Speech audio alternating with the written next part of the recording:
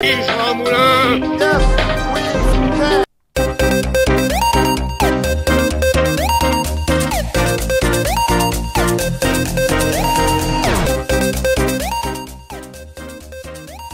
Bonjour à tous, ici Aya sur l'APNIX, émission Relations internationales du Journal international et de RL2. Aujourd'hui avec moi j'ai Oumaima El Boumadi, salut. J'ai Marguerite Rémy et Ryan Kadraoui, donc tous les trois étudiants en droit et droit sciences politiques pour Marguerite et Ryan. Ça va tout le monde? Vous allez bien? Super. Alors, vous vous demandez de quoi on va vous parler aujourd'hui? Eh bien, on s'est particulièrement intéressé à l'Arabie Saoudite. Et en fait, on va se demander si ce pays est en voie de réformation. Parce que déjà, c'est un pays qui nous intrigue tous par sa singularité. Et en ce moment, on a l'impression qu'il est peut-être en train de changer. Et du coup, c'est la question qu'on va se poser aujourd'hui. Alors, avant de vous en dire un peu plus sur le sujet, la semaine dernière, vous avez adoré sa chronique sur l'actualité internationale. Cette semaine, il vous en a donc refait une. On parle bien d'Hugo Joly, qui ne peut pas être là physiquement avec nous, mais qui nous a tout de même préparé une super chronique. On l'écoute. Bonjour à tous, j'espère que vous allez bien, j'espère que vous avez passé une bonne semaine.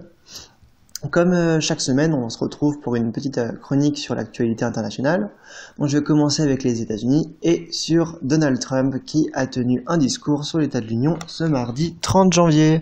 Alors moi qui pensais connaître ce fameux président républicain, rempli d'ambition, d'humilité, de bonne volonté, figurez-vous que j'ai été surpris de l'entendre dans son discours de mardi.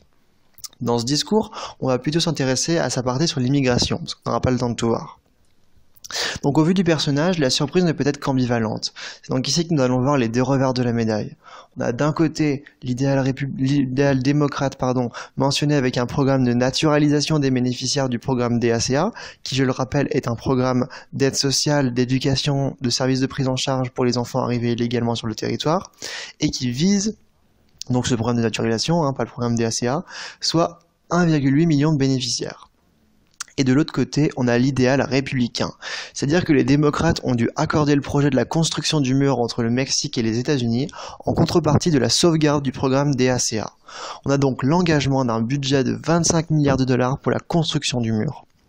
Selon Trump, et je cite, « L'heure est venue de faire enfin entrer notre système d'immigration dans le 21e siècle. » Alors oui, effectivement, on va faire un mur, oui, c'est très 21e. Mais je pense qu'on devrait rajouter des douves, des requins et des drones. Là, on arriverait plus à quelque chose de 21e. Parce que sinon, ça rappelle un peu le mur de glace, c'est pas très original. Enfin bon, même si on note la progression de la nouvelle présidence avec la notion de compromis, on est encore loin le temps où le programme d'immigration sera réellement pris en charge. États-Unis, je te donne un conseil. Construire un mur n'empêchera pas le dragon de glace de le détruire. Les White Walkers l'ont prouvé dans Game of Thrones. Et tout ce qui est dit dedans, c'est vrai. Il ne suffit pas de bâtir pour résoudre, pas de séparer pour apaiser. La négation d'un conflit politique ne sonnera pas le glas de fin du problème de l'immigration. Viendra le moment où l'autruche se heurtera au sol trop dur pour son crâne et où celle-ci ne pourra plus regarder ailleurs qu'en face de sa douleur. Alors, on va changer de continent et on va aller en Afrique. En Tunisie, un projet de loi de finances se heurte à une contestation par le peuple tunisien. Une manifestation qui termine sur une centaine de blessés et un mort en début de janvier. La situation actuelle en Tunisie est complexe. La loi sur la finance visant à augmenter certaines taxes, notamment celle de la TVA, ne semble pas plaire au peuple qui souffre déjà d'une inflation sur les produits de première nécessité. De plus, couplé à ça, on a une dévaluation de 40% de la monnaie nationale entre 2015 et 2017, un taux de chômage qui se balance entre 30% et 40% selon que les jeunes soient dans la zone rurale ou urbaine. Et de plus, on a une perte de confiance croissante du peuple envers ses dirigeants, ce qui n'apaise pas la contestation. Et enfin, on va terminer sur les traces du génocide au Rwanda durant l'année 1994. L'association Survie, qui je le rappelle a été créée en 1984, qui dénonce toutes les formes d'intervention néocoloniale française en Afrique et milite pour une refonte réelle de la politique étrangère de la France en Afrique, a éclairci la position du mercenaire Bob Denard. En effet, des traces de sa coopération avec le génocide Hutu sur les Tutsis ont été retrouvées par une succession de recherches. D'abord, dans un ouvrage politique, militaire et mercenaire français au Rwanda, chronique d'une désinformation par les éditions Cartala en 2014, édité par Jean-François Dupaquier.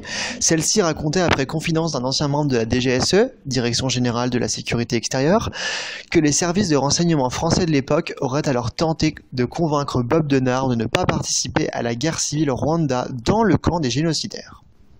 Donc on a la première piste, mais c'est ensuite que la situation va se compliquer un peu. Alors d'abord, car certains de ces services ont été financés par la banque française BNP, qui elle-même, je le rappelle, a été accusée de financement d'armes en vue du génocide des Tutsis en 2017 par l'ONG Sherpa.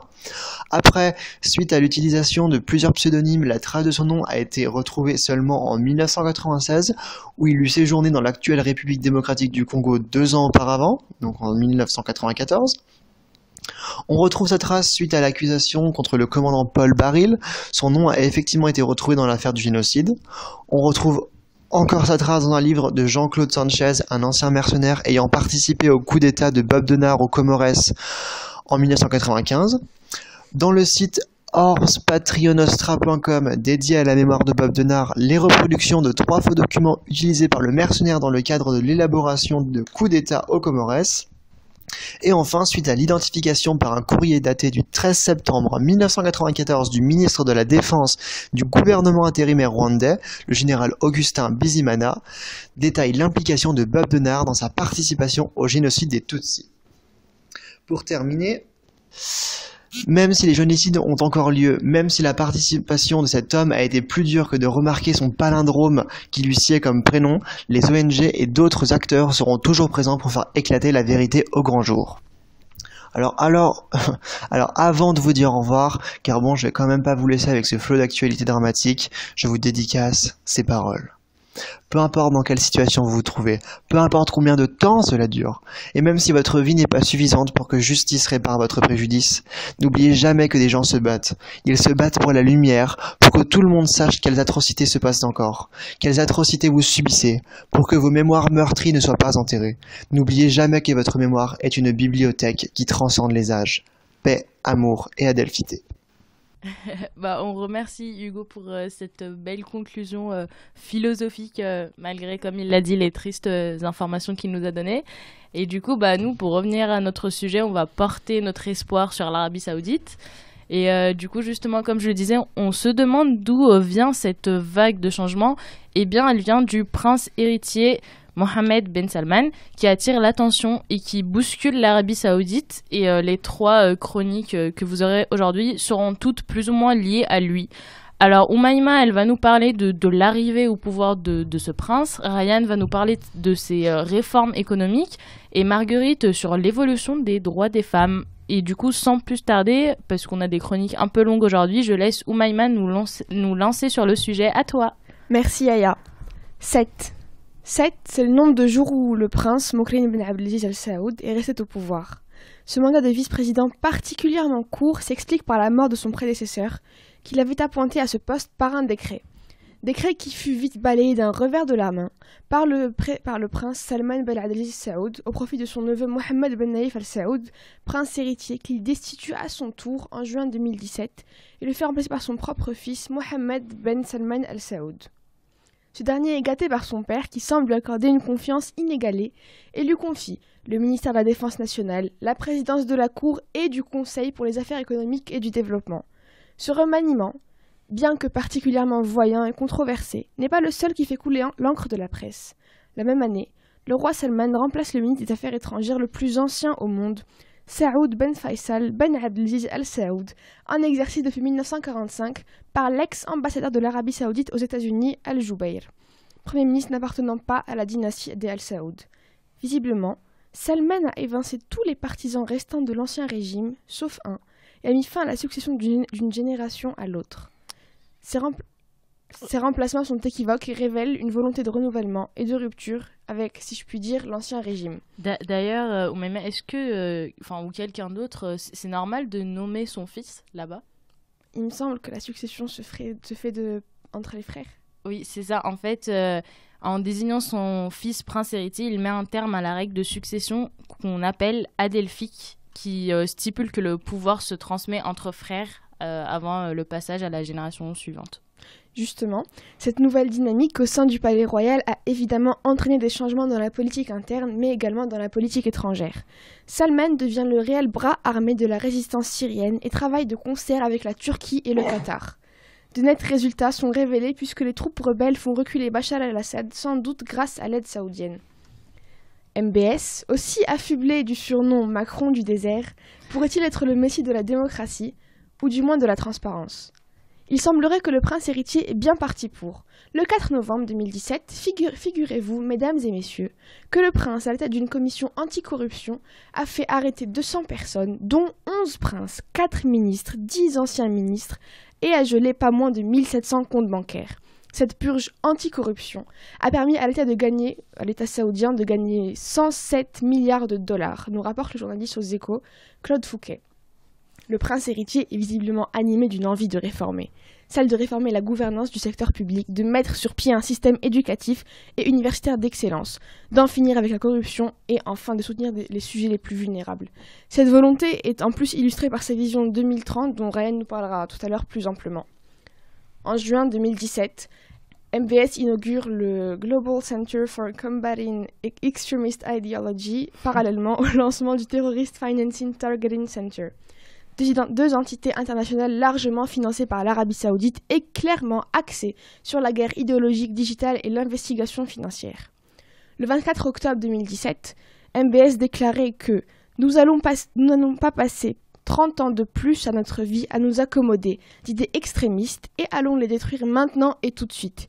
Immédiatement, l'Arabie Saoudite met en place le boycott du Qatar. Il est illégal de porter un maillot du FC Barcelone, vu la complaisance du pays envers le terrorisme. Le roi voudrait retourner à un islam d'antan, c'est-à-dire un islam pré-1979, qui serait selon lui plus tolérant et plus ouvert. Un projet de réislamisation s'est répandu dans nos régions depuis 1979. Nous n'étions pas comme ça avant. Nous allons simplement revenir à ce que nous étions avant, à un islam du juste milieu, modéré, ouvert sur le monde, l'ensemble des religions et l'ensemble des traditions des peuples. Enfin, Antoine Isambard, journaliste français, met l'accent sur l'emprisonnement d'un personnage de la vie saoudite en particulier. On ne pourrait pas parler de la capture, parler de la capture du fantasque milliardaire Al-Walid Ben Talal, qui n'est personne d'autre que l'homme le plus riche du Moyen-Orient. Propriétaire du George V à Paris et actionnaire chez Twitter et Apple, Ben Talal fut emprisonné au Ritz pendant pas moins de 2 mois et démis par MBS qui clame se battre pour les intérêts du peuple et non plus pour ceux des hommes d'affaires, à l'image de ses prédécesseurs. Cependant, nous pourrions deviner derrière ces engagements somme toute progressifs se cache une peur d'être renversé à son tour comme le furent les princes Moukrin et Mohammed Ben Nayef. L'épuration qui s'est produite dans un but prétendument démocratique et dans une démarche transparente pourrait être le résultat de la peur du prince Mohammed Ben Salman Al Saoud de se faire à son tour renverser. Merci beaucoup Maïma. Et d'ailleurs pour revenir sur la partie où tu disais qu'il voulait s'ouvrir sur le monde et sur l'ensemble des religions, j'ai lu sur un site, on peut voir ça comme interprétation. Alors je ne sais pas si vous avez vu, mais il a fait 3 très gros achats depuis qu'il est là, dont le fameux tableau du peintre italien Léonard de Vinci qui s'appelle Salvator Mundi, qu'il a acheté à 450,3 millions de dollars. C'est le tableau le plus cher au monde. Et en fait, ce tableau, ce qui est étonnant, c'est que ce tableau représente un Christ habillé dans un style de l'époque de la Renaissance, qui tient dans sa main gauche une boule en cristal et qui pointe de sa main droite vers le ciel 3 doigts symbolisant la Trinité. Et du coup, c'est un peu étonnant de voir que c'est le prince héritier qui achète une représentation du Christ. Surtout que le tableau est exposé dans un pays musulman et ça a choqué plusieurs personnes, mais justement le message peut sembler clair. L'islam n'est pas incompatible avec les autres religions, au contraire il les complète. Du coup voilà, c'était pour revenir sur ça. Si je peux parler Vas-y Ryan. C'est ce qu'il a dit aussi dans une conférence, je ne me rappelle plus laquelle, donc il a fait une conférence où il parlait de l'islam dans le monde, on va dire son rayonnement. Et aussi, on peut comprendre cette volonté d'acheter un tableau, parce qu'on sait que là, on va dire des personnes qui l'admirent, c'est aussi son voisin, l'Émirat arabe uni, en particulier avec le prince d'Abu Dhabi, le prince Ben Zayed, qui a fait construire avec la France le musée du Louvre Donc c'est aussi un rayonnement culturel dont Mohammed Ben Salam veut s'inspirer pour rayonner dans le monde en tant que réforme autant économique, sociale que culturelle, pour une nouvelle projection de l'islam. Oui, carrément. Et vas-y, Et Oumaima. est-ce que tu sais où est-ce qu'il sera exposé?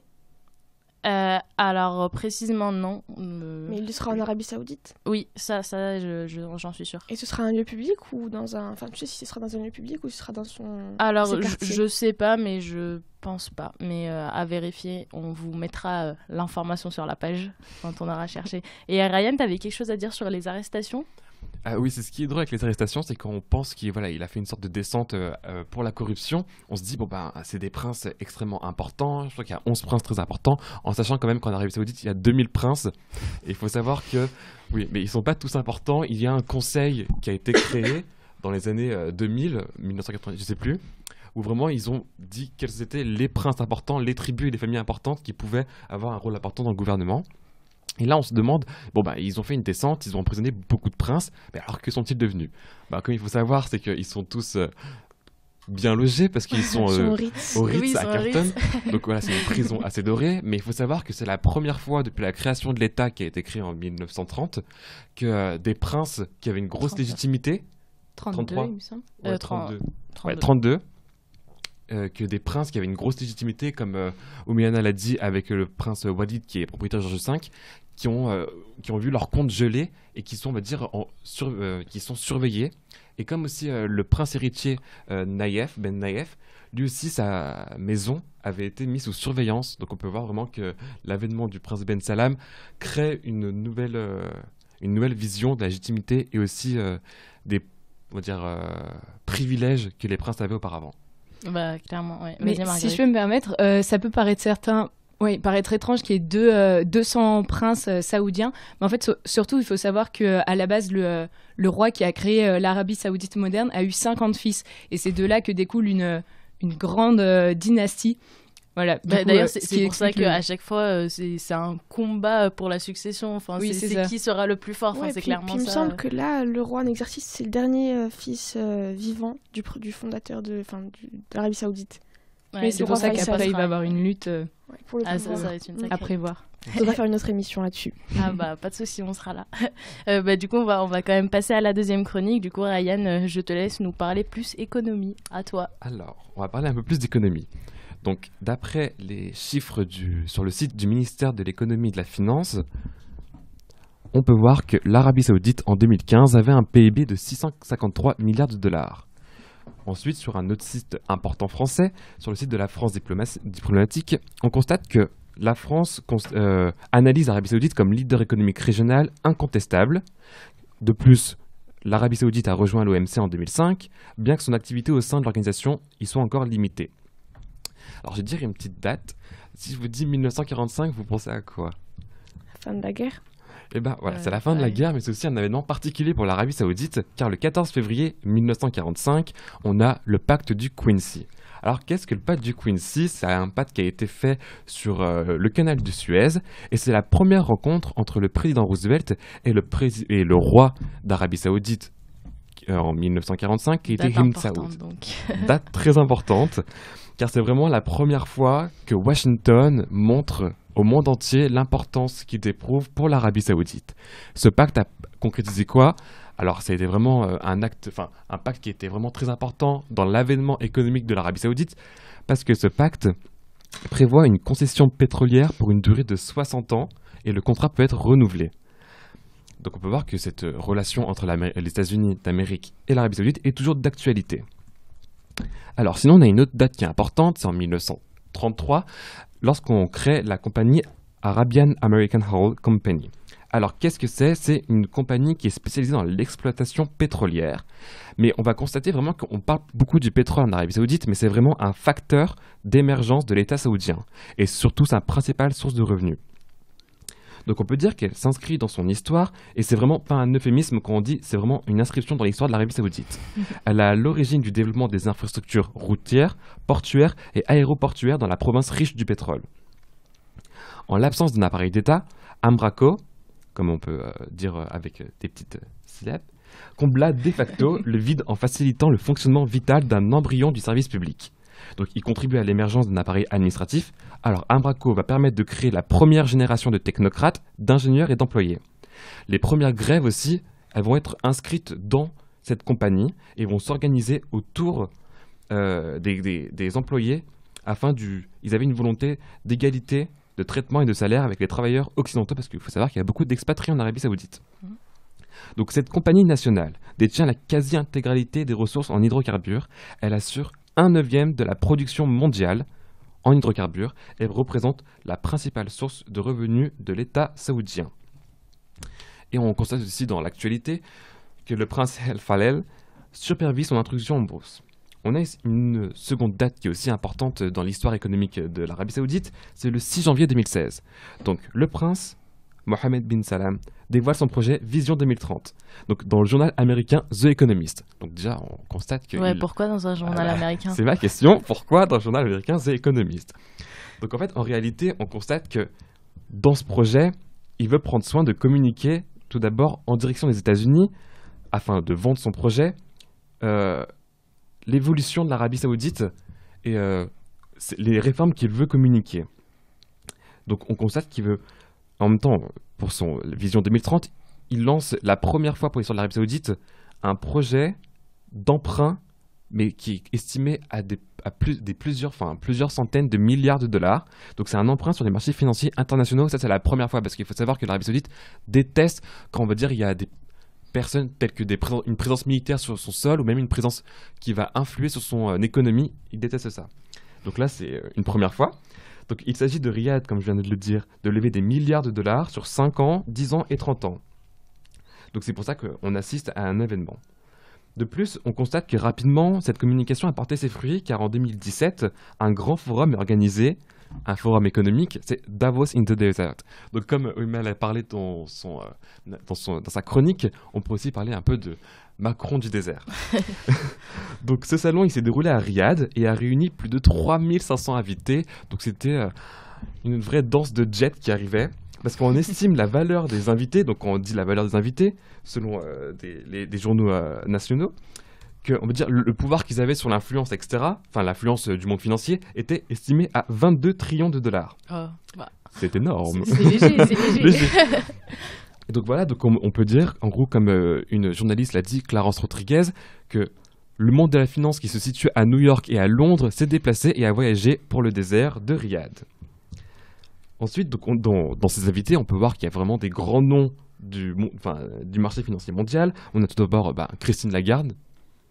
Voilà. On a Schwarzman, qui est directeur de la banque de Blackstone. Et aussi, donc cette banque, c'est vraiment un très gros capital d'investissement dans le monde entier. Et aussi, on a le directeur de SoftBank. Là, je vais vous juste dire une petite citation de Schwarzman qu'il a dit lorsqu'il était à Riyad dans un journal américain. Il a dit que l'Arabie Saoudite est en train de prendre un tournant agressif et déterminant pour diversifier son économie et implanter d'importantes nouvelles réformes. Donc on constate que la volonté de Mohammed bin Salman de communiquer vers les États-Unis ces nouvelles réformes a bien fonctionné. Alors, ces réformes, c'est quoi qu'est-ce que le projet ? Qu'est-ce que le projet ? Alors, tout d'abord, il veut refonder le système structurant l'économie du pays avec le PTN, le Programme de transformation nationale de l'économie. Alors, il est issu du projet 2030, où en fait on constate qu'en Arabie Saoudite, le secteur privé, il n'est pas très bien. Donc, le projet de Mohammed bin Salman, c'est que le secteur privé soit le principal pourvoyeur d'emplois pour les jeunes saoudiens, parce qu'il faut savoir que 70% de la population saoudienne a moins de 30 ans, et la moitié a moins de 25 ans. Et il y a une hausse énorme. Donc il y a vraiment une grosse hausse du chômage qui commence à s'installer et on veut casser cette hausse avant qu'elle devienne trop importante. Donc alors qu'est-ce qu'il veut faire ? Il veut supprimer 20% des effectifs de la fonction publique pour diminuer le rôle dominant de l'État. Parce qu'il faut savoir que les Saoudiens sont sous subvention de l'État.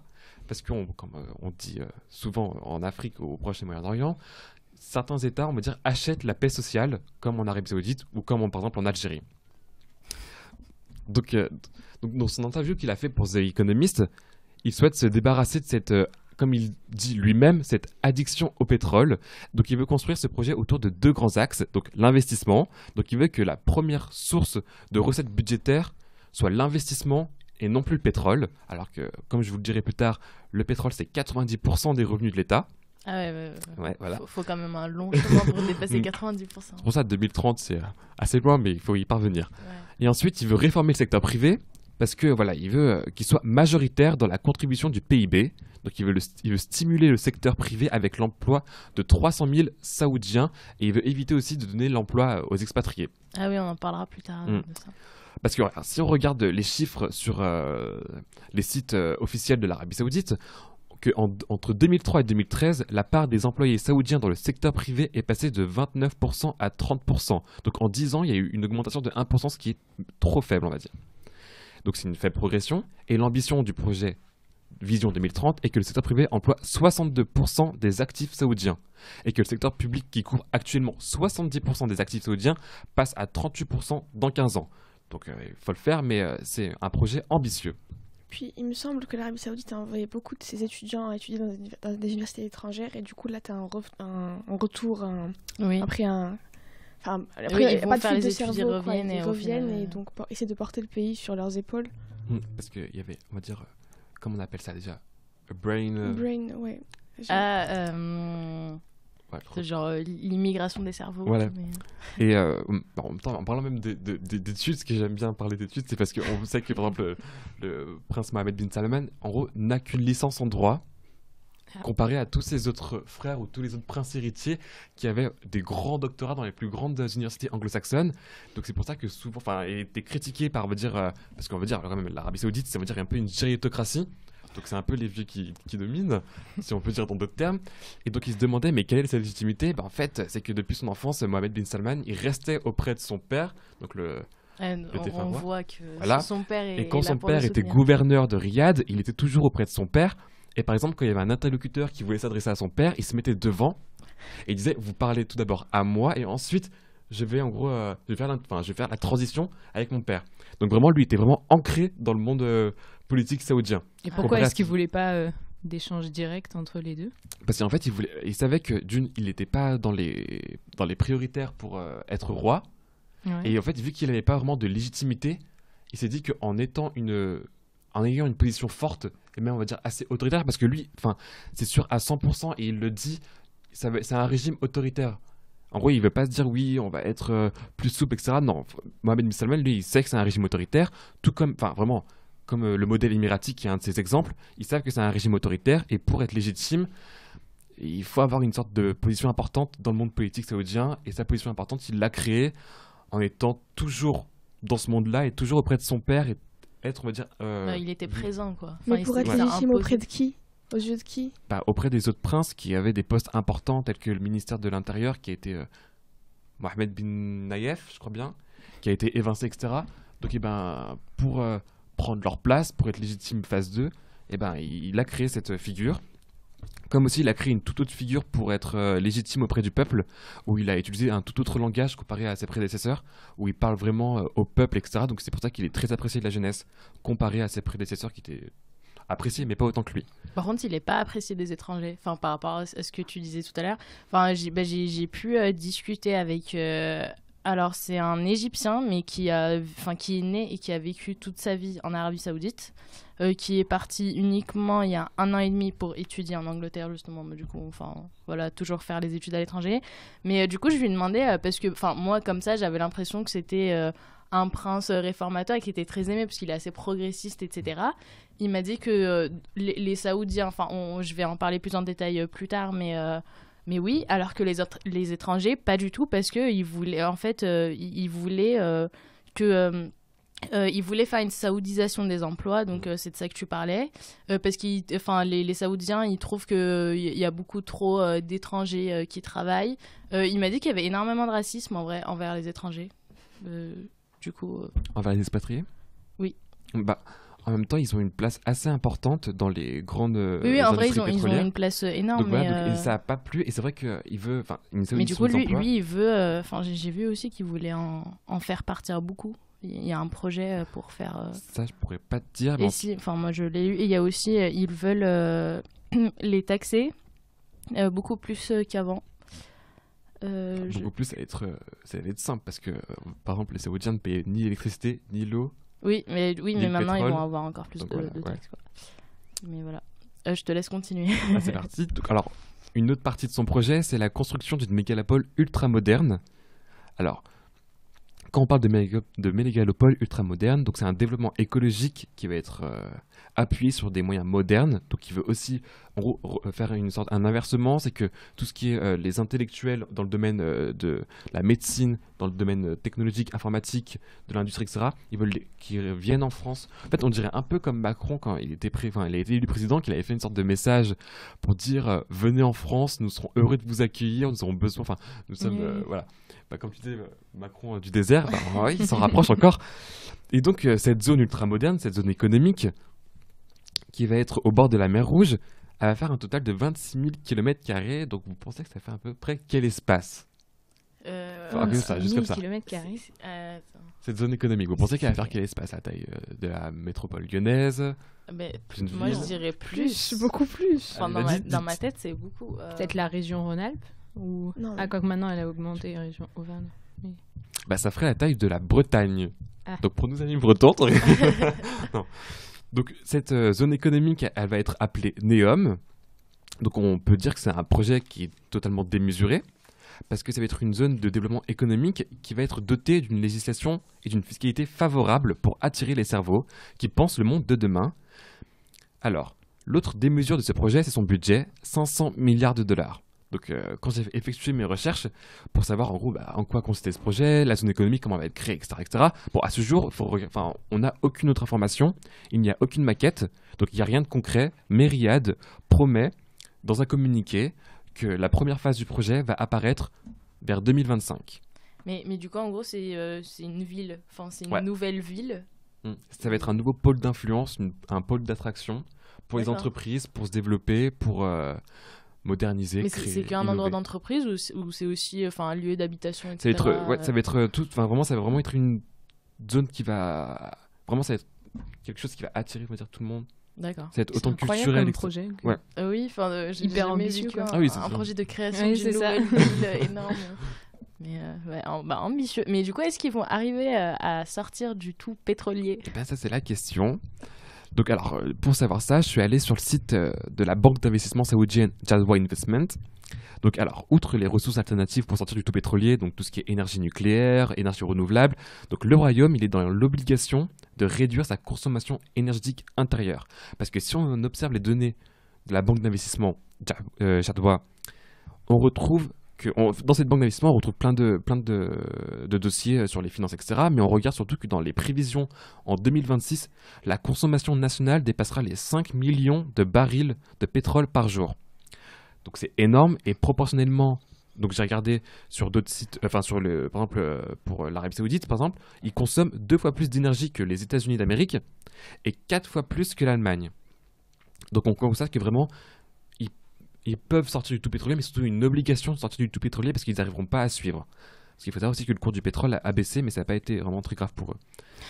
Donc le gouvernement tente aussi de développer le secteur du tourisme religieux et de valoriser le tourisme classique en s'inspirant du modèle émirati.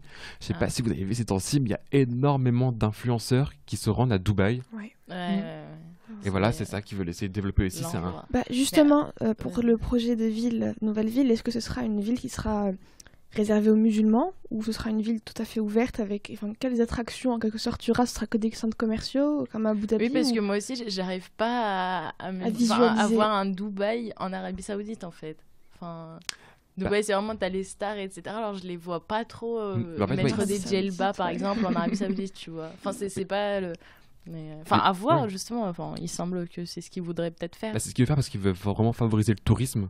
Et il prône, dans son truc Vision 30, son projet, il dit bien qu'il a vraiment une volonté d'apporter, on va dire, de montrer au monde les richesses architecturales et culturelles de l'Arabie Saoudite. Quelle richesse architecturale? Il n'y a rien.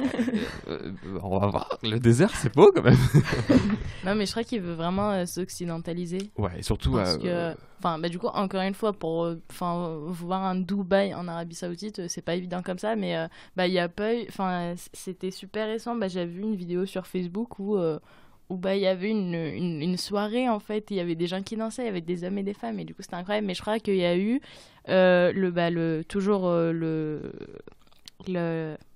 celui à qui j'ai parlé, il m'a dit qu'il y a eu, je crois, l'ouverture d'une première sorte de club de boîte de nuit en Arabie Saoudite. Du coup, grande évolution, on va voir si Dubaï va décaler vers là-bas. Mais surtout, moi, ce qui me paraît étonnant, c'est que, en fait, jusqu'en 2015, alors je ne sais pas ce qu'il en est aujourd'hui, mais il n'y avait pas de visa pour le tourisme normal. Il y avait un visa pour le tourisme religieux et pour les, par exemple, entreprises, mais pas de visa pour simples touristes. C'est ça. Mais les simples touristes restaient seulement à Riyad, il me semble, non? Enfin, si t'es pas musulman, t'as pas le droit. Enfin, si t'es pas couvert, t'as pas le droit d'accès. Oui, c'est sûr que si t'es pas couvert, oui. Mais de toute façon, parce que même ceux de là-bas, enfin, ouais. Mais je crois que même en étant couvert, c'était pas... Le port du voile n'est pas obligatoire. Ah, on verra ça avec ma chronique. Ouais, Marguerite, elle est plus au point. Ouais. Je te laisse continuer sur l'économie, Ryan. Toujours sur l'économie. Donc moi, je me suis posé la question, mais alors pourquoi faire cette réforme? Parce qu'on a vraiment l'impression que l'Arabie Saoudite se porte bien. Voilà, on a appris c'est un État rentier. Le budget saoudien est, on va dire, assez important, 653 milliards de dollars de PIB. Alors je me suis posé la question, mais alors c'est comme les autres monarchies voisines, membres du Conseil de coopération du Golfe, un pourcentage non divulgué des revenus pétroliers est destiné à être distribué en tant que rente aux membres de la famille royale. Petit problème de corruption. Donc certains l'estiment à la hauteur d'un tiers du budget de l'État. Alors c'est énorme, c'est comme si on veut dire un tiers du budget de l'État français revenait, on va dire, aux technocrates, à la bureaucratie française. Et on ne saurait pas vraiment quel est ce pourcentage. Là c'est vraiment juste, on suppote. Donc le revenu pétrolier s'élevant à 90% des recettes de l'État, c'est un peu problématique. Énorme. Alors moi ce que j'ai regardé, c'est qu'il y a un site, enfin une sorte de compagnie qui s'appelle McKinsey. Alors c'est une compagnie internationale qui s'occupe vraiment de faire des expertises mondiales et ils s'occupent un peu dans tout le monde et tout. Et j'ai regardé un peu leur rapport sur l'Arabie Saoudite et surtout sur leur vision du projet 2030. Donc selon eux, un tiers des dépenses budgétaires pourraient être annuellement économisées en procédant à la rationalisation du management de la bureaucratie. Donc on constate que l'heure de l'austérité budgétaire n'est plus que jamais attendue. Non seulement c'est la fin de la hausse continue des salaires et des primes des fonctionnaires, au nom d'une stratégie d'achat de la paix sociale, les fonctionnaires et les Saoudiens étaient sous subvention de l'État. Donc il n'y aura plus de subvention de l'eau, il n'y aura plus sur le carburant, l'électricité, tout ça sera ponctionné. Ils vont ainsi suivre le modèle des Émirats Arabes Unis en augmentant le prix de l'essence de 50%. Bon, on se dit 50% c'est énorme en sachant qu'il était presque gratuit le prix de l'essence. Donc on va dire c'est une petite hausse. C'est vrai, c'est une très grande hausse. Comme on a vu, donc, le rôle ultra dominant dans l'économie du royaume, il est présent avec 70% des Saoudiens actifs qui sont employés par le gouvernement. Donc on avait un système de clientélisme qui veut être détruit par son projet parce qu'on constate que vraiment au niveau international, c'est aberrant parce que quand j'ai regardé sur des sites, la moyenne internationale d'employés par le gouvernement est de 20%, comparé à 70% pour l'Arabie Saoudite. Juste les employés par le gouvernement constituent une dépense de 45% du budget de l'État, rien que pour les salaires. Donc c'est énorme, c'est pour ça qu'ils veulent tout réformer. Donc il faut quand même regarder qu'il y a des petites conséquences à cela. Donc l'objectif il est risqué parce que pour un État qui est construit sur la paix sociale, enfin l'achat de la paix sociale, il pourrait voir le jour de nombreuses résistances, même si... du coup, si les prix ils montent comme ça, il pourrait y avoir des résistances. Mais on va pas dire le droit de grève, mais c'est plus tout ce qui est manifestation est interdit. Donc la résistance, et même la résistance sur les réseaux sociaux, on va dire elle est un peu faible. On peut pas vraiment trouver vraiment de mouvement qui veut être contre la... Oui, c'est vrai, mais je pense que les gens ils sont quand même pas contents parce que c'est ce qu'il m'a dit aussi celui avec qui j'ai parlé, que les prix commencent déjà à monter et que les gens par rapport à ça ils étaient pas du tout contents. Après, je sais pas si c'est pas du tout pour être c'est pas pour être péjoratif envers le peuple saoudien, mais c'est vrai que là vraiment ils ont une sorte de réforme sociale, c'est qu'ils vont apprendre à travailler parce qu'il faut vraiment savoir que le peuple saoudien ne travaillait pas. Il était travaillait peu en tout cas. Peu. Ouais, vraiment, ils étaient très très bien logés. Et vu que maintenant il y a la construction d'une classe moyenne, ça commence à devenir ça commence à s'occidentaliser. Donc il y a vraiment une grosse réforme à faire et il faut que le peuple saoudien se prépare à ces réformes. Parce que l'État-providence, l'État rentier, c'était vraiment la pierre angulaire de la légitimité du régime saoudien depuis le premier boom pétrolier des années 70, qui lui permettait de redistribuer généreusement les revenus de sa rente pétrolière. Donc comme une politologue du Sciences Po Lille, Fatiha Dazihani, qui est vraiment spécialisée dans tout ce qui est les régimes monarchiques du Proche et Moyen-Orient, elle a dit que la vision 2030, c'est aussi une réforme révolutionnaire. Elle observe aussi que mettre fin au pacte social qui a structuré les rapports entre l'État et la société pendant plus d'un demi-siècle sera extrêmement compliqué. Bah, merci beaucoup Ryan. On est calé sur le projet 2030 et on attend de voir ce que ça donne quand même, parce que moi ça m'intrigue vachement. Et je vais laisser Marguerite maintenant nous parler d'un sujet un peu différent, donc de l'évolution au nom du droit des femmes. Merci Aya. Alors un sujet un peu différent mais quand même bien lié notamment au projet Vision 2030, on va le voir. Et oui, parce qu'alors dans toutes ces évolutions dues en partie au prince héritier Mohamed Ben Salman, quid du droit des femmes ? Donc, on le sait bien, l'Arabie saoudite est tristement célèbre pour son non-respect des droits de l'homme. Le rapport d'Amnesty International le soulignait encore en 2017, je cite, « La liberté d'expression est soumise à d'importantes restrictions. Les membres des forces de sécurité continuent de torturer et maltraiter les détenus pour leur arracher des aveux. Les tribunaux ont continué de prononcer des sentences capitales, y compris pour des infractions qui ne peuvent être punies de mort au terme du droit international. » Pour rappel, en 2016, 153 personnes ont été exécutées, dont certaines pour des faits commis alors qu'elles étaient encore mineures. Donc à ce déjà bien sombre tableau s'ajoutent encore les discriminations auxquelles font face les femmes. Oui, parce qu'aujourd'hui encore, les Saoudiennes ont la même position qu'un mineur. Elles sont soumises à l'autorité d'un tuteur masculin, généralement leur père, leur frère, leur mari, de leur naissance jusqu'à leur mort. Alors petite question, à votre avis, en France, jusqu'à quand on a gardé ce système de tutelle ? Parce que cette vision c'est ça, de la tutelle nécessaire en Arabie Saoudite peut nous paraître très archaïque, mais en fait... Ça n'a pas été aboli avec Napoléon ? Ouais, d'autres réponses ? Alors moi je dirais... Je sais même pas. Je suis sûre qu'on l'a vu en cours en plus, un truc on comme l'a ça. vu en première année. Oui, bah non, franchement, je sais. Ryan ? Ah, non. Et bah c'était en 1965, donc oui, il n'y a pas si longtemps que ça. Et jusque-là, les femmes ne pouvaient pas obtenir un emploi sans l'autorisation de leur mari. Donc bon, voilà. C'est ça, toutes ces interdictions sont bien à relativiser. Donc alors, des actions banales pour les femmes saoudiennes, comme s'inscrire à l'université, travailler ou même louer un appartement, dépendent du bon vouloir de leur gardien. Les Saoudiennes doivent aussi se vêtir d'une abaya, une longue tenue noire, et se couvrir les cheveux. Donc Ryan, tu te demandais si le port du voile était interdit. Alors légalement, il n'est pas interdit, mais il y a la Moutawa, la police religieuse, ou autrement appelée le Comité pour la promotion de la vertu et la prévention du vice, tout un titre, qui veille au respect de son port. Voilà, exactement. Alors on peut se poser la question sur quoi sont basées toutes ces interdictions et restrictions des libertés des femmes. Donc, l'Arabie saoudite, comme beaucoup de pays à tradition musulmane, s'est attachée au Coran comme seule constitution. Bon, seule constitution, ce n'est pas le cas de tous les pays. La source principale de législation est la charia, c'est-à-dire la loi islamique issue du Coran et des traditions de la sunna. Ce sont les chefs religieux wahhabites qui sont compétents pour l'interprétation des règles religieuses. Donc, en fait, c'est eux qui présentent les discriminations envers les femmes comme découlant de la charia.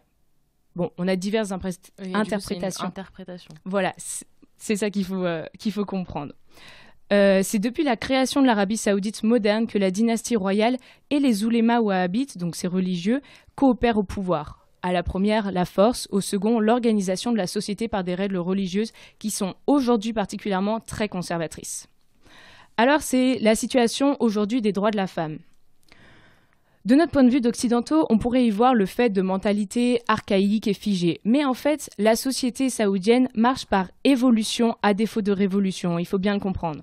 C'est Thoraya Ahmed Obaïd, une des 30 femmes siégeant à l'organe législatif saoudien, qui a même été secrétaire générale adjointe aux Nations Unies, qui aime à le répéter. Et il faut le comprendre, oui, la société saoudienne marche par évolution sans révolution. On ne peut pas tout changer en une dizaine d'années. Bon alors, je ne vous apprends rien en disant que le principal obstacle à l'émancipation des femmes est la mentalité traditionnelle répandue des Saoudiens. Mais les Saoudiennes sont de plus en plus nombreuses à refuser leur statut passif dans la société. En premier lieu, il faut parler de la réforme récente qui a fait couler beaucoup d'encre dans la presse, même internationale, sûrement la plus symbolique de tous les combats menés, le droit des femmes à conduire. Oui, le roi Salman a autorisé les femmes à conduire par un décret en septembre 2017, donc tout récemment. L'Arabie Saoudite était le dernier pays du monde à restreindre aux hommes le droit à conduire. Même au Qatar ou au Bahreïn, les femmes conduisaient. En fait, c'est vraiment un symbole qu'on a ici. La voiture comme moyen de déplacement jusqu'à une destination ou la voiture comme grande avancée vers l'émancipation. Mais tu sais si c'est conditionné ou pas, parce que si même dans leur... avant qu'elles aient le droit de conduire, pour bouger, voyager, etc., elles devaient demander la permission de leur mari. Mais du coup, est-ce que...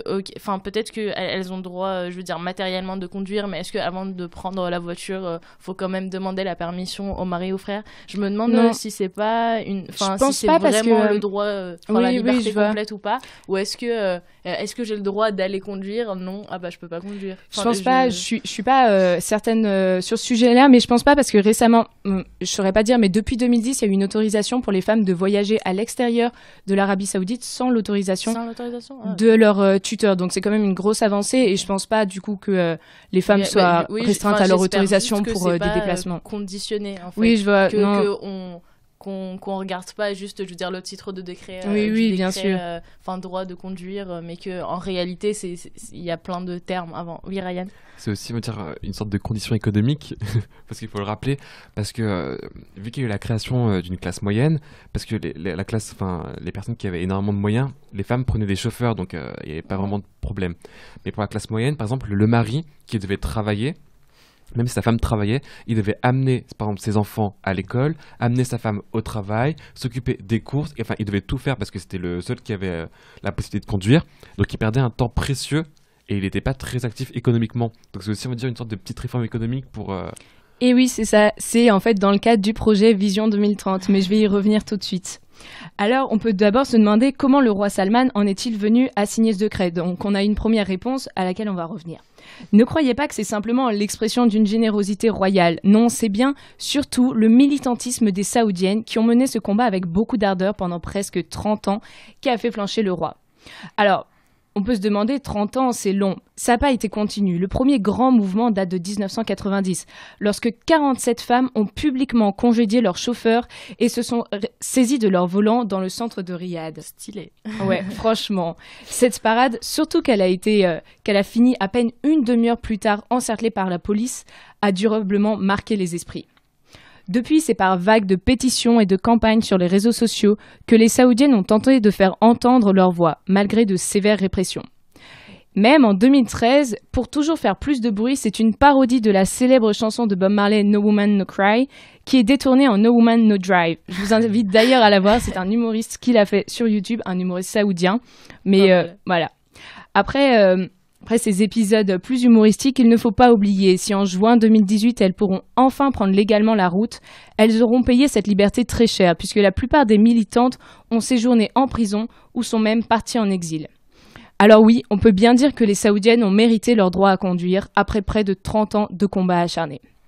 Mais on peut aller plus loin et analyser cette autorisation dans le cadre plus large du projet Vision 2030, comme le disait Ryan.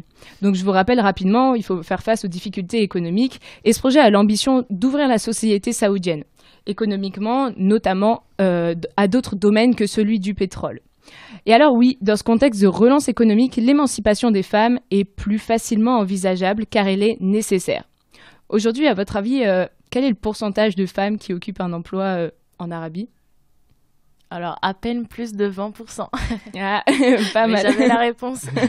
C'est un peu de la triche. Mais oui, alors leur émancipation dans le monde du travail permettrait d'accroître le rôle du secteur privé. Et Ryan nous l'a dit, c'est aujourd'hui une des priorités du roi d'accroître ce secteur. Et donc, elle constituerait une alternative aux rentes pétrolières. Ce projet vise entre autres de porter le taux d'emploi des femmes à 28% d'ici 2020. Ça représente donc d'immenses espoirs pour l'émancipation féminine, bien sûr. Alors, l'autorisation des femmes à conduire s'inscrit dans ce cadre-là. Elle leur permet plus d'autonomie et, comme le disait Ryan, elle permet aussi de réduire l'investissement énorme en taxis et chauffeurs privés nécessaires à chaque foyer. Et surtout, c'est aussi lié avec le fait d'autoriser les femmes, ou en tout cas d'encourager les femmes à travailler. Il faut qu'elles soient autonomes pour aller sur leur lieu de travail. En plus, il y a une dernière raison pour cette autorisation. Cette évolution pour le droit des femmes à conduire a été applaudie dans le monde entier et elle a permis surtout de redorer le blason terni de l'Arabie saoudite après une vague d'arrestations arbitraires qui avait eu lieu quelques semaines avant le décret. On vous en a parlé un peu plus tôt. Alors non, décidément, ce décret autorisant les femmes à conduire n'est pas une généreuse décision royale, mais bien à la fois la réponse à une protestation tenace et une étape d'un calcul stratégique de la dynastie qui visait à conserver une Arabie saoudite puissante sur la scène internationale. Mais alors, ce n'était pas la première fois que le roi réagissait aux événements à la fois internes et internationaux par des réformes, notamment en faveur des femmes. Alors, avant la crise financière et Vision 2030, c'était à l'occasion des printemps arabes en 2011 que le gouvernement avait fait le pari de nombreuses et importantes réformes pour étouffer la menace qui grondait. Revenons donc en 2011. Mohamed Bouazizi s'immole en décembre 2010 à Tunis, et c'est alors tout le Moyen-Orient qui s'enflamme avec lui contre ces dictateurs et présidents autoritaires. Riyad voit alors se rapprocher d'un œil inquiet les manifestations dans ces pays limitrophes, notamment au Yémen et au Bahreïn, au point d'intervenir au Bahreïn d'ailleurs pour soutenir la monarchie menacée. Mais alors lui, il a décidé de gérer l'affaire autrement et il a plutôt bien réussi. Le roi Abdallah a alors immédiatement refoulé les quelques débuts de révolte qui se pointaient dans le pays en adoptant des réformes sociales considérables, notamment en matière de droits des femmes. Elles sont alors autorisées à voter aux prochaines élections municipales qui ont eu lieu en 2015. Et en plus de cela, 30 femmes sont autorisées à siéger à la Choura. Donc, la Choura est l'organe consultatif officiel. Bon, elle n'est pas démocratique puisque ceux qui y siègent, ils sont nommés par le roi. Mais bon, malgré tout, ça constitue une introduction des femmes dans la prise de décision. Voilà, exactement. C'est un bon début.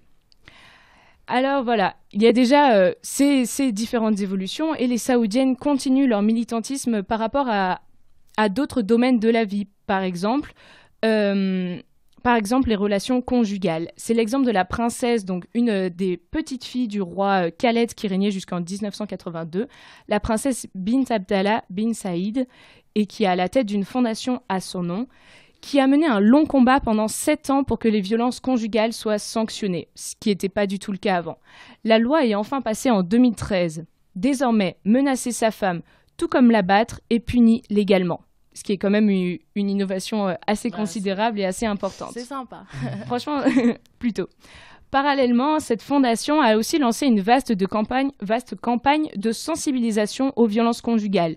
Une image choc d'une femme dont seuls les yeux étaient visibles, avec un œil au beurre noir et un slogan « Certaines choses ne peuvent pas être cachées ». De quoi marquer les esprits. Alors surtout, par rapport à ces mobilisations concrètes, en tout cas dans la vie de tous les jours, on voit aussi l'émergence d'un discours religieux féminin, une compréhension plus fine de l'islam qui s'oppose à l'interprétation traditionnelle wahhabite du Coran. Oui, car la critique qu'on oppose très souvent à cette interprétation est l'application quasi systématique d'un principe clé du droit wahhabite, celui des blocages des moyens. Alors tout ça peut paraître très théorique, mais en fait, le blocage des moyens, ça consiste à dire que toute action qui pourrait potentiellement, éventuellement mener à commettre un péché doit être intégralement prescrite. Donc on imagine que pour les femmes, c'est un gros obstacle à leur émancipation, puisqu'à partir du moment où elles pourraient sortir, du coup, en fait, ouais, c'est ça, voilà, ça pourrait les mener à commettre un péché, donc on va tout simplement leur interdire de sortir. C'était notamment comme ça que justifiaient les oulémas l'interdiction du droit de conduire, le surcroît d'indépendance obtenu, les aurait exposés au péché. Oui, et les hommes, ils ne sont pas exposés au péché. Voilà, bien sûr que non. Donc c'est notamment la prêcheuse saoudienne Souhaïla Zeyn Al-Abidine qui dénonce ce principe. Selon elle, ce blocage des moyens explique donc une grande partie, ce qu'on peut comprendre, des restrictions qui pèsent sur les femmes. Et pire, elle affirme qu'il serait utilisé exclusivement contre les femmes, alors que c'est un principe clé du droit wahhabite. Donc c'est vrai qu'on pourrait penser qu'il serait appliqué également aux hommes et aux femmes. Donc dans sa vision, le wahhabisme aurait légitimé des coutumes païennes, c'est-à-dire qu'il ne serait pas une application des préceptes de l'islam. Alors, puisque la majorité des discriminations envers les femmes sont basées sur l'interprétation wahhabite, peut-être que cette remise en cause, ou en tout cas ce tout début de remise en cause des sources juridiques de base de la législation actuelle en Arabie Saoudite est le commencement de l'évolution qui portera le plus de droits aux Saoudiennes. Alors, si je résume tout, les discriminations auxquelles font face les femmes en Arabie Saoudite sont basées sur une interprétation particulièrement conservatrice du Coran. Les mentalités sur leur place dans la société évoluent doucement, oui, mais elles évoluent grâce notamment au militantisme affirmé des Saoudiennes et grâce aux réformes progressives de la dynastie royale, et notamment du jeune prince héritier dont on a parlé beaucoup plus tôt. Surtout, des voix s'élèvent pour une interprétation moins conservatrice des textes religieux et pour une compréhension plus fine de l'islam, distinguant l'interdit religieux de l'interdit social. Merci beaucoup Marguerite, c'était vraiment super intéressant. J'ai appris beaucoup d'informations vraiment que je ne connaissais pas. Et on a parlé pendant quasiment 1 heure. Du coup, je vais juste poser une question très ouverte. Vous pourrez répondre sur ce que vous avez à dire. On finira sur ça. Du coup, on voit de toutes vos chroniques que le pays s'occidentalise. Est-ce que c'est une bonne chose ou non ? Est-ce que le peuple saoudien, vous pensez qu'il veut ça ou pas ? Parce qu'en vrai, il y a une grosse partie de la population qui est quand même assez conservatrice. Et du coup, ça rejoint la question. Tu disais du prince héritier, messie de la démocratie. Donc, est-ce qu'on peut parler de démocratie ? Est-ce qu'on tend vers ça ou on tend pas vers ça ? Est-ce que le peuple veut ça ? Est-ce que le peuple veut s'occidentaliser ou pas ? Pour ma part, je pense que le plus important, surtout, c'est ça, c'est que ce soit, en tout cas, la majorité du peuple qui aille dans la direction qui l'intéresse. Et je pense qu'aujourd'hui, la principale limite à cette orientation qui dépendrait du peuple, c'est les religieux. Donc, on pourrait aussi... c'est ça. C'est une évolution qui est beaucoup freinée par ces religieux très conservateurs, mais il faut aussi savoir que leur conservatisme est particulièrement important aujourd'hui et qu'il n'a pas toujours été le cas.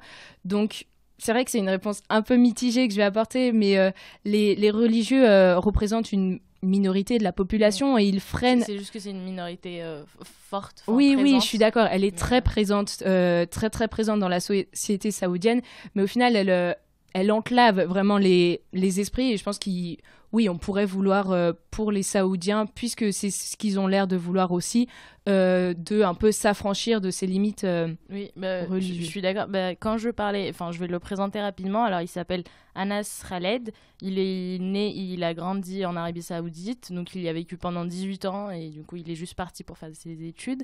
Et du coup, oui, par rapport à ça, il me disait que, en fait, par exemple, le Bahreïn, c'est pas très loin. Et du coup, que les gens, il y a plein de Saoudiens qui partaient. Lui, en l'occurrence, là où il habitait, c'était à 1 demi-heure de route. Et du coup, par exemple, les Saoudiens y allaient, ils faisaient des soirées, ils buvaient, ils faisaient tout ce qui leur était interdit et ils revenaient tranquillement. Du coup, ça serait ça serait peut-être plus facile qu'ils aient pas à se déplacer. Mais oui, en vrai, et pareil, il y en a plein. Il y a plein de Saoudiens qui vont en Égypte, à la mer Rouge, Sharm el-Sheikh, etc., dans le Sinaï, et qui, là-bas, ils s'autorisent à faire tout ce qu'ils veulent, en fait, tout simplement, et ensuite ils reviennent. Du coup, c'est limite un peu hypocrite. Un peu. Je dirais, j'ai l'impression que dans tous les pays arabes, il y a ça. Aussi, oui, tu les vois tout le temps au Maroc, par exemple, les mêmes Saoudiens qui réservent des étages d'hôtels 5 étoiles, ils font venir des femmes pour faire des choses qu'après nous ils nous interdiraient. Et pour répondre à ta question, j'ai surtout l'impression que c'est un mouvement de mode, on va dire, qui essaie de s'inscrire dans un mouvement qui est dans tout le Moyen-Orient, le Proche et le Moyen-Orient, à vrai dire, aussi bien en Tunisie qu'au Maroc ou qu'en Iran, notamment avec la modernisation qu'il y a. Je ne sais pas si vous avez vu les manifestations des femmes qui veulent enlever le voile. Et c'est semblable, c'est assez analogue à ce qui se passe en Arabie Saoudite. Et perso, j'ai déjà été en Arabie Saoudite et franchement, j'aimerais bien voir ce que ça donnerait un pays, ce pays dont l'économie serait basée sur autre chose que la religion, parce qu'il n'y a pas grand-chose à voir. Après, c'est comme mon opinion. On verra cette évolution. Ariane, t'as quelque chose à ajouter ? Après, je pense peut-être pas s'occidentaliser totalement, mais plus comme ils veulent, c'est revenir avant la révolution islamique de 79. Car souvent, en documentaire, on constate qu'il y a des femmes qui sont, par exemple, voilées, etc. Elles vont dire, regardez comment j'étais habillée avant. Oui. Donc, c'est peut-être pas s'occidentaliser totalement, mais plus revenir avant. Okay. Mais je pense que la majorité de la population n'aime pas l'idée de s'occidentaliser, qui s'affranchissent des parce que en normes vrai, répandues, ils oui, mais aiment pas. bien, Ils sont enfin, très nationalistes. ils respectent Oui, c'est ça. l'Arabie Saoudite, enfin d'avoir cette forme particulière. Enfin, toujours, celui avec qui j'ai parlé, enfin lui, il n'était pas très d'accord parce que, pourtant lui, il n'est pas du tout, très religieux ou quoi, c'est pas du tout ça, mais il me disait que, ça l'énervait un peu parce qu'il respectait ce pays d'être parmi les seuls à être aussi spécifiques. Il voudrait pas qu'il s'occidentalise. Enfin, ça serait trop facile, entre guillemets. En même temps, on constate vraiment que l'Arabie Saoudite, dans son histoire, a vraiment été créée sur deux bases. Sur la famille Ibn Saoud et aussi sur la famille Wahhabite. Donc vraiment, il y a une grosse présence quand même du religieux. C'est ça, depuis l'origine. Avec les oulémas, avec les Motawa, par exemple. Bon, même si les Motawa, ils sont extrêmement critiqués, ils sont plus trop appréciés. Le précédent roi ainsi que le roi qui vient d'arriver limitent leurs prérogatives parce que en mars 2002 par exemple, il y avait 15 jeunes filles qui sont mortes dans un incident. Ça a fait beaucoup parler parce qu'elles sont mortes dans un incident et les Motawa, qui sont on va dire un peu la police religieuse, n'a pas voulu leur porter secours parce qu'elles ne portaient pas l'habit. Parce qu'à l'intérieur de cette école, du coup, les femmes n'étaient pas voilées. Du coup, ils ont préféré que toutes ces jeunes filles meurent plutôt que d'aller les sauver. Ils faisaient souvent des descentes dans les malls, dans les souks, etc.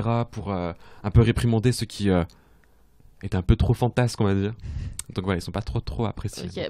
On espère du coup que avec ce prince héritier, ça ne va pas s'occidentaliser, mais plus se libéraliser socialement. Franchement, je pense pas qu'ils considèrent vraiment l'Occident comme un modèle, et je pense qu'ils veulent vraiment suivre leur propre voie. Et c'est ça, s'affranchir des normes sans du tout avoir un modèle dans le monde. Déjà, se rapprocher d'Abu Dhabi, c'est leur objectif. Bon, on va finir sur cette note d'espoir peut-être. Et je vous remercie tous, c'était super. Et on remercie RL. Et à la semaine prochaine. Merci. Au revoir. Ich bin ein Berliner. Entre ici, Jean Moulin. Yes, we can. Je vous ai compris. C'est un vieux pays. Vive le Québec libre. I have